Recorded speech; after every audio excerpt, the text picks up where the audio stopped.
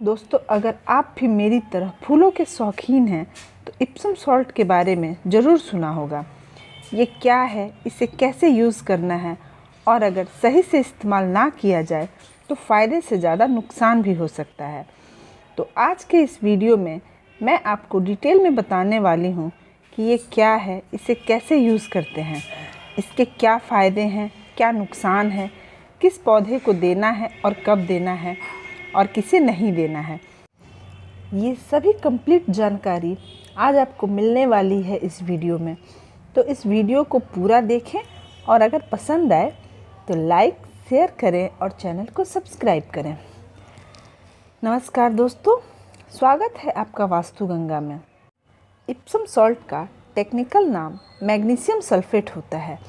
इसमें मैग्नीशियम और सल्फेट होता है और ये दोनों पौधों के लिए बहुत ज़रूरी होते हैं। एक बात का ध्यान रखना है कि जो सेंधा नमक हम घर में यूज़ करते हैं वो इप्सम सॉल्ट नहीं है। अगर आप उसे गूगल डिक्शनरी पे देखेंगे तो इप्सम सॉल्ट का मतलब सेंधा नमक बताएगा, लेकिन ये बिल्कुल गलत है। वो होता है सोडियम क्लोराइड यानी NaCl और ये है मैग्नीशियम सल्फेट MgSO4। दोनों में काफ़ी अंतर होता है। अगर आप गलती से भी सेंधा नमक को पौधे में यूज़ कर लेंगे तो उससे आपका पौधा जल जाएगा। तो इस बात का आपको विशेष ध्यान रखना होगा।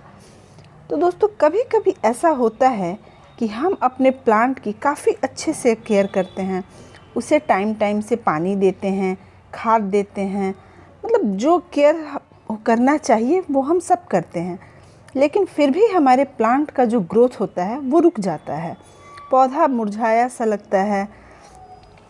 तो ऐसे कंडीशन में हम इप्सम सॉल्ट पौधे में डालते हैं।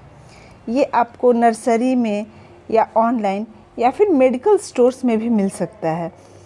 मेडिकल स्टोर्स में जो इप्सम सॉल्ट मिलता है वो हमारे पौधे के लिए बिल्कुल सही है, क्योंकि वो इप्सम सॉल्ट और नर्सरी से मिलने वाला इप्सम सॉल्ट दोनों सेम होता है। कभी कभी डॉक्टर हमें इप्सम सॉल्ट की सिकाई करने के लिए बोलते हैं। ये देखिए, ये पौधे के पत्ते कैसे पीले पीले हुए पड़े हैं।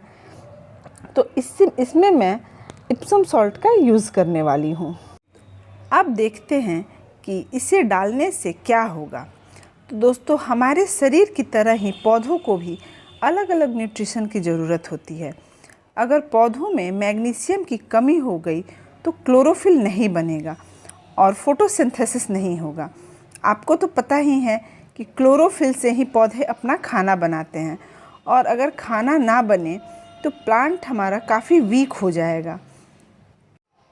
और सल्फ़र की कमी होने से पत्ते जो हैं वो पीले पड़ जाते हैं और उनकी नई ग्रोथ नहीं होती है, उनके सेल्स बनने रुक जाते हैं, पत्ते फूल ये सब पौधे में नहीं आते हैं। तो इसमें इप्सम सॉल्ट देने से ग्रोथ फिर से शुरू हो जाता है। कुछ सब्जी वाले पौधे जैसे मिर्च, टमाटर, नींबू या फिर बैगन, इन सब पे जो फूल लगते हैं ना, वो फूल गिर जाते हैं। तो अगर इप्सम सॉल्ट का स्प्रे किया जाए तो ये फूल गिरने बंद हो जाएंगे और हमारा प्लांट हेल्दी रहेगा, जिसके कारण इसमें फल जो है वो ज़्यादा से ज़्यादा लगेंगे। तो दोस्तों, अब ये देखना है कि इसे देते कैसे हैं। तो चलिए वीडियो में आगे बढ़ते हैं। टोटल 4 मेथड मैं आपको बताने वाली हूँ, जिसमें इप्सम सॉल्ट को पौधे में कैसे देते हैं ये हम जान सकते हैं। तो चलिए देखते हैं इसका सबसे पहला मेथड। दोस्तों, जो पौधा आपका वीक हो गया है, पीला हो गया है, सबसे पहले उसकी मिट्टी को लूज़ कीजिए, हल्की गुड़ाई कर दीजिए उसकी। देखिए, मैं यहाँ एक खुरपी की मदद से इस पौधे की मिट्टी की गुड़ाई कर रही हूँ ताकि हमारी जो मिट्टी है वो लूज़ हो जाए। और अगर आपका पॉट बड़ा हो तो लगभग 1 टेबलस्पून और छोटा हो तो ½ टेबलस्पून इसमें इप्सम सॉल्ट को चारों तरफ अच्छे से डालेंगे। ये देखिए, ये ½ टेबलस्पून इप्सम सॉल्ट है जिसे मैं इसमें डालने वाली हूँ।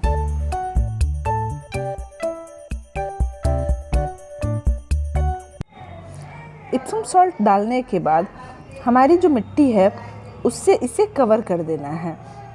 तो आप इसे अच्छे से कवर कर दीजिए और फिर उसमें अच्छे से पानी डाल देंगे। इस मेथड में इप्सम सॉल्ट जो है वो धीरे धीरे डिज़ोल्व होता है और ये मिट्टी में मिलता जाता है और फिर ये पौधे के हर पार्ट में इक्वली डिस्ट्रीब्यूट हो जाता है। तो पौधे के हर पार्ट को अच्छे से ये मिल जाता है। सेकंड मेथड है इसको पौधे पर डायरेक्ट स्प्रे करना। तो इसके लिए आप यहाँ 1 टेबल स्पून इप्सम सॉल्ट लगभग 1 लीटर पानी में अच्छे से डिज़ोल्व कर लीजिए और फिर उसे पत्तों पर स्प्रे कर दीजिए। दोस्तों मेरा ये बॉटल 750 ml का है, इसलिए मैं इसमें लगभग ½ टीस्पून इप्सम सॉल्ट डाल रही हूँ।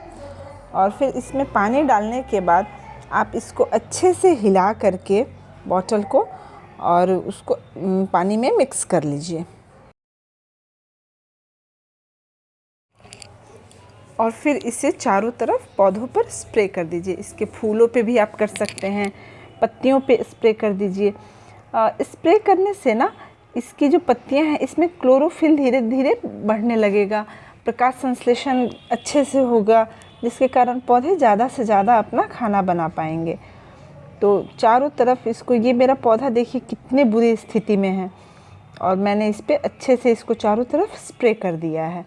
आप इसे हर तरह के प्लांट पे कर सकते हैं, चाहे वो इंडोर प्लांट हो, आउटडोर प्लांट हो, वेजिटेबल्स हो, फ्लावरिंग प्लांट हो, हर तरह के प्लांट पर आप इसे स्प्रे कर सकते हैं। तीसरा मेथड है कि आप इसे पानी में मिक्स करके, और जैसे पौधों में पानी डालते हैं ना, बस उसी तरह से डाल देना है।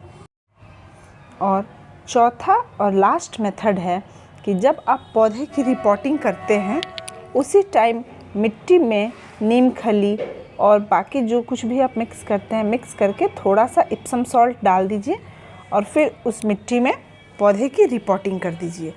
इस मेथड से रिपोर्टिंग करने से पौधा जो है वो हमारा शॉक में नहीं जाता है और उसके ख़राब होने के चांस भी बहुत कम हो जाते हैं। इन चारों मेथड में अगर मैं अपना फेवरेट मेथड बताऊं तो वो है पौधों में डाल करके और फिर उसमें पानी डाल देना। इस मेथड से जो इप्सम सॉल्ट है वो पौधे के हर पार्ट को इक्वली मिल जाता है और स्प्रे करने में कहीं ना कहीं कोई ना कोई पत्तियां छूट ही जाती हैं। तो आप चाहें तो इन दोनों चीज़ों को थोड़ा थोड़ा कर सकते हैं, यानी कि थोड़ा स्प्रे कर दीजिए और थोड़ा मिट्टी में मिक्स कर दीजिए। दोस्तों एक बार देने के बाद 8 से 10 दिन तक वेट कीजिए और फिर इस प्रोसेस को रिपीट कीजिए। बस 2 बार देने में ही आपका प्लांट रिकवर कर जाएगा। इसे बार बार नहीं देना चाहिए, क्योंकि मैग्नीशियम सल्फेट अगर ज़्यादा हो जाएगा तो बाकी न्यूट्रिएंट्स कम हो जाएंगे और प्लांट खराब हो जाएगा। गुलाब, मनी प्लांट और कड़ी पत्ता में इसका सबसे ज़्यादा यूज़ होता है। ये स्प्रे आप सुबह या शाम में कीजिए, वरना दिन में करने से धूप के कारण पौधा आपका जल सकता है। तो दोस्तों ये रही इप्सम सॉल्ट से रिलेटेड सारी बातें। अगर पसंद आया हो तो लाइक, शेयर और सब्सक्राइब करें। मिलते हैं नए टॉपिक के साथ। Happy gardening.